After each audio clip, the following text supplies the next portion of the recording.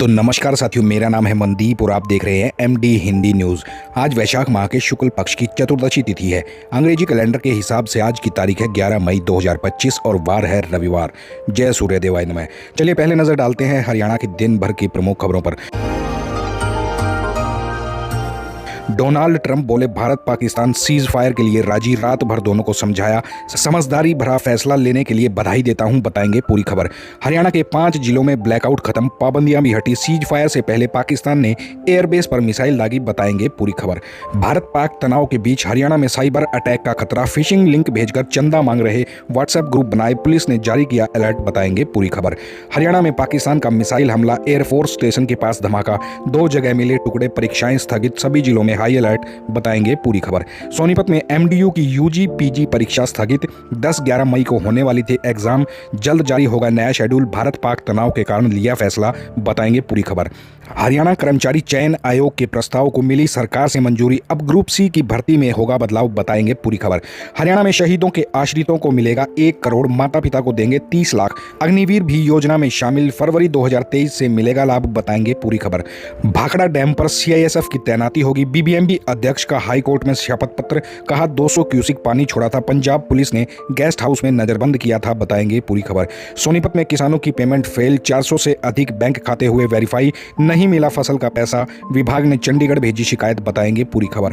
अंबाला में आपात स्थिति के लिए स्वास्थ्य विभाग पूरी तरीके से तैयार, अस्पतालों में 1000 बेड रिजर्व, दवाओं का 2 माह का स्टॉक, स्टाफ की छुट्टी कैंसिल, बताएंगे पूरी खबर। हरियाणा में सिटीजन एडवाइजरी कमेटी गठित, प्रमुख सचिव होंगे अध्यक्ष, 3 सीनियर आईएएस उपाध्यक्ष, जरूरी वस्तुओं की कालाबाजारी पर रोक, एडवाइजरी जारी, बताएंगे पूरी खबर।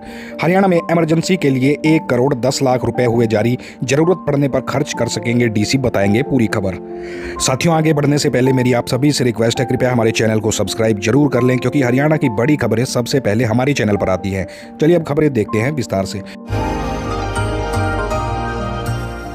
अमेरिकी राष्ट्रपति डोनाल्ड ट्रंप ने सोशल मीडिया प्लेटफॉर्म एक्स पर घोषणा करते हुए कहा, भारत और पाकिस्तान अमेरिका की मध्यस्थता के तुरंत बाद पूरी तरीके से हमले रोकने के लिए सहमत हो गए हैं। उन्होंने दोनों देशों को इस समझदारी भरे फैसले के लिए बधाई दी। ट्रंप के बयान के तुरंत बाद भारतीय विदेश सचिव विक्रम मिस्री ने एक संक्षिप्त प्रेस कॉन्फ्रेंस में पुष्टि भी करी कि पाकिस्तान के डीजीएमओ ने भारतीय डीजीएमओ को फोन कर शनिवार दोपहर 5 बजे से जमीन, हवा और समुद्र में सभी प्रकार की गोलाबारी और सैन्य कार्रवाई बंद करने पर सहमति जताई है। दोनों पक्ष 12 मई को दोपहर 12 बजे फिर से बात करेंगे। पाकिस्तान के विदेश सचिव इशाक डार ने भी युद्ध विराम की पुष्टि करते हुए कहा कि पाकिस्तान हमेशा क्षेत्र में शांति के लिए प्रयासरत रहता है।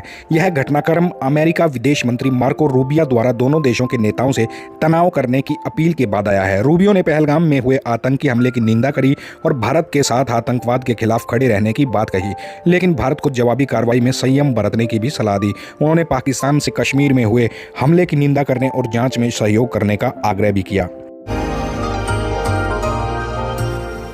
भारत और पाकिस्तान के बीच कल शाम 5 बजे से युद्ध विराम लागू हो गया। इससे पहले शुक्रवार रात पाकिस्तान ने सिरसा के एयरफोर्स स्टेशन पर हमले का प्रयास किया, जिसे भारतीय वायुसेना के रक्षा तंत्र ने विफल कर दिया। कर्नल सोफिया कुरैशी ने दिल्ली में विदेश मंत्रालय की प्रेस कॉन्फ्रेंस में सिरसा एयरबेस पर हमले की कोशिश की पुष्टि की और बताया कि एयरबेस पूरी तरीके से सुरक्षित है। उन्होंने एयरबेस की तस्वीरें जारी भी करी। युद्ध विराम के बाद हरियाणा के कई जिलों से लगाई गई पाबंदियां हटनी शुरू हो गई हैं। पानीपत, यमुनानगर, पंचकुला, करनाल और हिसार में आज होने वाले ब्लैकआउट के आदेश को भी रद्द कर दिया गया है। सिरसा में भी जिला प्रशासन ने ब्लैकआउट हटा दिया है। कांग्रेस नेता अशोक अरोड़ा ने इस कदम का स्वागत किया, लेकिन कहा कि सरकार को यह निर्णय लेने से पहले सभी दलों को विश्वास में लेना चाहिए था। भिवानी और कुरुक्षेत्र में 11 मई को होने वाले ब्लैकआउट रिहर्सल और मॉक ड्रिल भी फिलहाल जो है रद्द कर दी गई है। हिसार, करनाल, पंचकुला, पानीपत और यमुनानगर में दुकानें बंद करने और लाइटिंग संबंधी सभी पाबंदियों को हटा लिया गया है। भारत और पाकिस्तान के बीच चल रहे तनावपूर्ण माहौल का फायदा उठाकर साइबर अपराधियों ने सक्रियता अपनी बढ़ा दी है। ये अपराधी सोशल मीडिया प्लेटफॉर्मों पर फिशिंग लिंक भेजकर लोगों से चंदे की मांग कर रहे हैं। हरियाणा पुलिस ने इस संबंध में अलर्ट भी जारी किया है और सरकार से ऐसे किसी भी संदिग्ध लिंक को न खोलने की सरकार ने जो है चेतावनी दी है कि अगर ऐसा कोई भी लिंक आ जाए तो साथियों आप उस पर वो क्लिक मत करना, क्योंकि आपका बैंक बैलेंस जो है खाली हो सकता है। पुलिस के अनुसार अनजान नंबरों और सोशल मीडिया के विभिन्न माध्यमों से लोगों को लिंक भेजे जा रहे हैं। आशंका है कि यह साइबर अटैक और झूठी खबरों का एक संगठित अभियान हो सकता है, जिसका लक्ष्य भारतीय वेबसाइट और कंप्यूटर इंफ्रास्ट्रक्चर पर हमला करना भी हो सकता है। हरियाणा पुलिस ऐसे किसी भी संभावित खतरे से निपटने के लिए रणनीति बना रही है।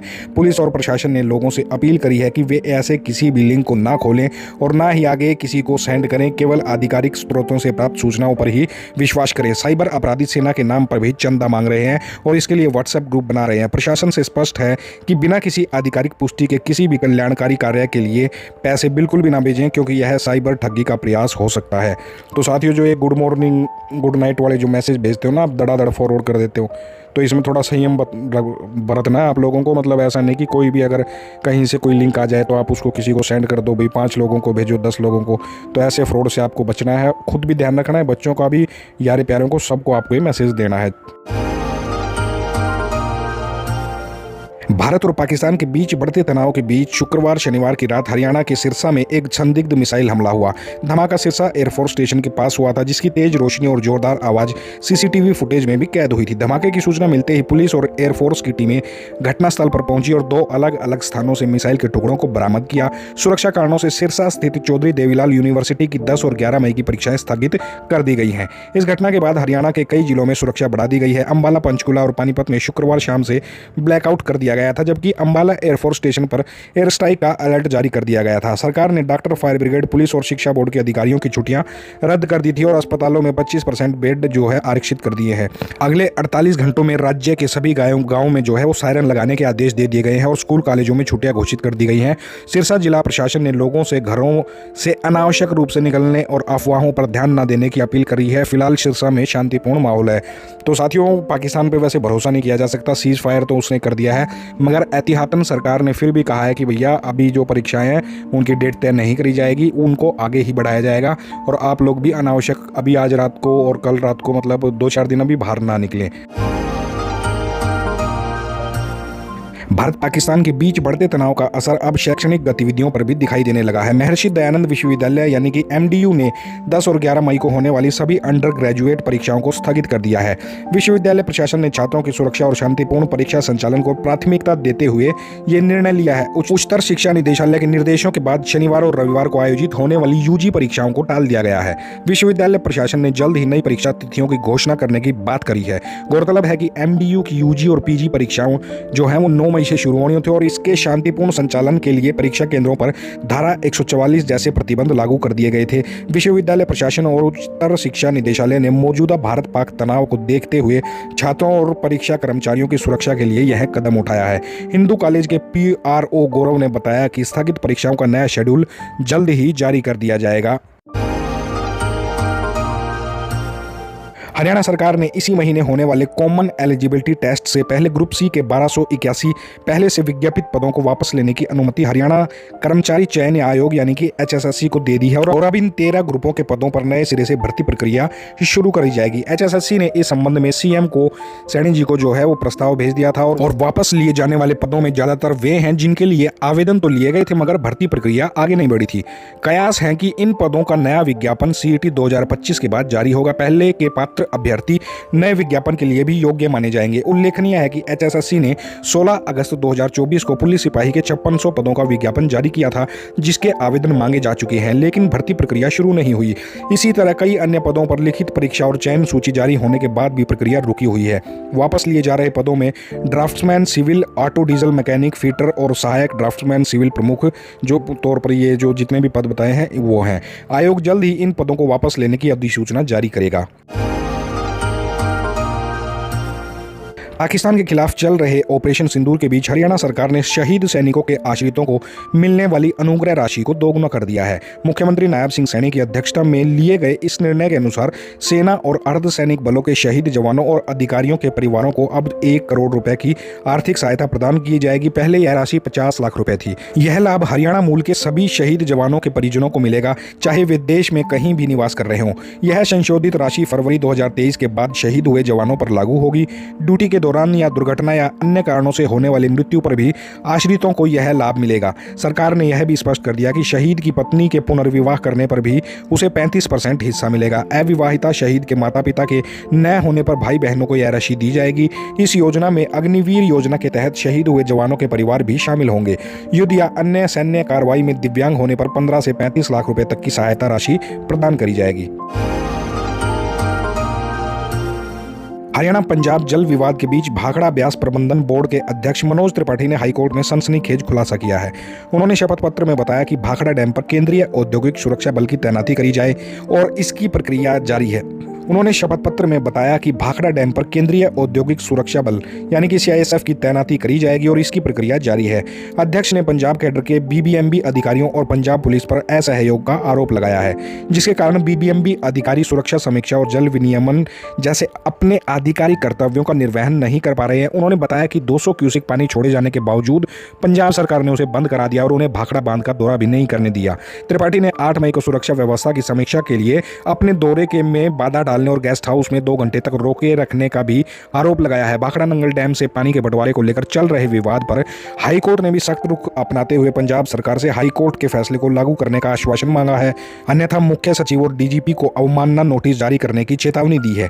पंजाब सरकार ने जवाब दाखिल करने के लिए समय मांगा है, जिसके बाद सुनवाई सोमवार तक के लिए स्थगित कर दी गई है। हरियाणा में गेहूं की खरीद प्रक्रिया के दौरान किसानों को भुगतान में आ रही परेशानियां थमने का नाम ही नहीं ले रही हैं। अकाउंट वेरिफिकेशन के बावजूद पेमेंट फेल होने से परेशान किसानों ने शुक्रवार को लघु सचिवालय स्थित कृषि विभाग कार्यालय पहुंचकर अपनी शिकायतें दर्ज कराई। सोनीपत जिले की मंडियों में गेहूं बेच चुके बड़ी संख्या में किसानों को पेमेंट फेल की समस्या का सामना करना पड़ रहा है।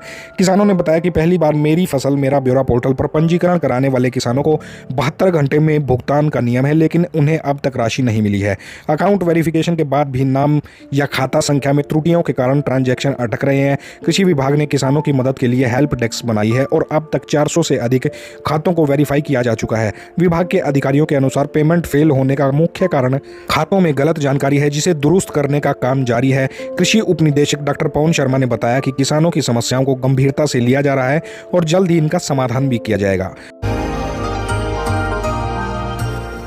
अंबाला में पाकिस्तान के हमलों के बाद स्वास्थ्य विभाग ने सतर्कता बढ़ा दी है और विशेष तैयारियां कर दी हैं। इसके तहत दवाओं का पर्याप्त स्टॉक और रिजर्व बेड की व्यवस्था सुनिश्चित करी गई है।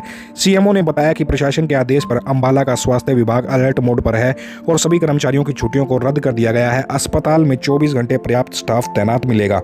अंबाला के सरकारी और निजी अस्पतालों में आपात स्थिति से निपटने के लिए 1000 बेड रिजर्व रखे गए हैं। जिले में कुल 4033 बेड उपलब्ध हैं, जिनमें 712 सरकारी और 3321 निजी अस्पतालों है। CMO कुलदीप सिंह ने आवश्यकता पड़ने पर बेड की संख्या बढ़ाने की बात कही है। उन्होंने यह भी बताया कि अंबाला में लगभग 2 महीने के लिए आवश्यक दवाओं का स्टॉक पूरे तरीके से मौजूद है और निजी मेडिकल स्टोर्स पर भी जरूरी दवाएं उपलब्ध हैं। सभी मेडिकल स्टाफ की छुट्टियां निरस्त कर दी गई हैं और सरकारी अस्पतालों में 24 घंटे पर्याप्त कर्मचारी वहां पर मौजूद मिलेंगे। भारत पाकिस्तान के बीच मौजूदा हालातों को देखते हुए हरियाणा सरकार ने नागरिक सुरक्षा नियम को प्रभावी ढंग से लागू करने और निगरानी के लिए राज्य नागरिक सलाहकार कार्यान्वयन समिति का गठन किया है। मुख्य सचिव इस समिति के अध्यक्ष होंगे। होमगार्ड की ACS डॉक्टर सुमिता मिश्रा ने बताया कि यह कमेटी आपातकालीन आपदाओं या प्रतिकूल परिस्थितियों से निपटने और विभिन्न विभागों के बीच बेहतर समन्वय सुनिश्चित करेगी। इसके अतिरिक्त राज्य सरकार ने आवश्यक वस्तुओं की कालाबाजारी या जमाखोरी पर पूरी तरीके से रोक लगा दी है। इस संबंध में एक एडवाइजरी भी जारी करी गई है। डॉक्टर मिश्रा ने बताया कि सरकार खाद्य वस्तुएं, पेट्रोल, डीजल, चारा और अन्य दैनिक जरूरतों जैसी आवश्यक वस्तुओं की सुचारू आपूर्ति और वितरण बनाए रखने के लिए सभी उपायुक्तों और जिला खाद्य एवं आपूर्ति नियंत्रकों को निर्देश जारी किए गए हैं। सरकार ने स्पष्ट किया है कि राज्य में किसी भी आवश्यक वस्तु की कोई कमी नहीं है और जमाखोरी संबंधी अफवाहों पर ध्यान न दिया जाए। सभी DC को जरूरी वस्तुओं के वर्तमान स्टॉक, खुदरा मूल्य और पर्याप्त उपलब्धता सुनिश्चित करने के निर्देश दिए गए हैं। खाद्य नागरिक आपूर्ति एवं उपभोक्ता मामले विभाग के उपायुक्तों को सतर्क रहने और आपूर्ति एवं वितरण की निगरानी बनाए रखने की सलाह दी है। पेट्रोलियम डीलरों को भी पर्याप्त स्टॉक बनाए रखने के निर्देश दे दिए गए हैं। हरियाणा सरकार ने भारत और पाकिस्तान के बीच मौजूदा तनाव को देखते हुए आपदा प्रबंधन के लिए 1 करोड़ 10 लाख रुपए की राशि मंजूर करी है। प्रत्येक जिला उपायुक्त को 5 लाख रुपए जारी किए गए हैं ताकि वे अपने जिले में त्वरित और प्रभावी कार्रवाई सुनिश्चित कर सकें। गृह विभाग की अतिरिक्त मुख्य सचिव डॉक्टर सुमिता मिश्रा ने बताया कि उपायुक्तों को वित्तीय अनुशासन बनाए रखने और स्वीकृत राशि का उपयोग केवल निर्धारित उद्देश्यों को करने के लिए ही निर्देश दिए गए हैं। उन्हें हर महीने की 10 तारीख तक व्यय विवरण लेखा शाखा को भेजना होगा और NDMIS पोर्टल पर अपलोड करने के लिए भी उन्हें कहा गया है। डॉक्टर मिश्रा ने यह भी सुनिश्चित करने के निर्देश दिए हैं कि जिला स्तर पर नियंत्रण कक्ष 24 घंटे सक्रिय रहे, वायु चेतावनी प्रणाली और आपातकालीन सेवाएं पूरी तरीके से संचालित हों और आवश्यक वस्तुओं को जमाखोरी पर सख्त कार्रवाई की जाए। उन्होंने ऐसा आदेश दिया है। तो साथियों, ये थी हरियाणा की प्रमुख खबरें। जो साथी नए हैं कृपया हमारे चैनल को सब्सक्राइब जरूर कर लें। मिलते हैं आपसे कल नई खबरों के साथ। तब तक जय हिंद, जय राष्ट्र, जय हरियाणा।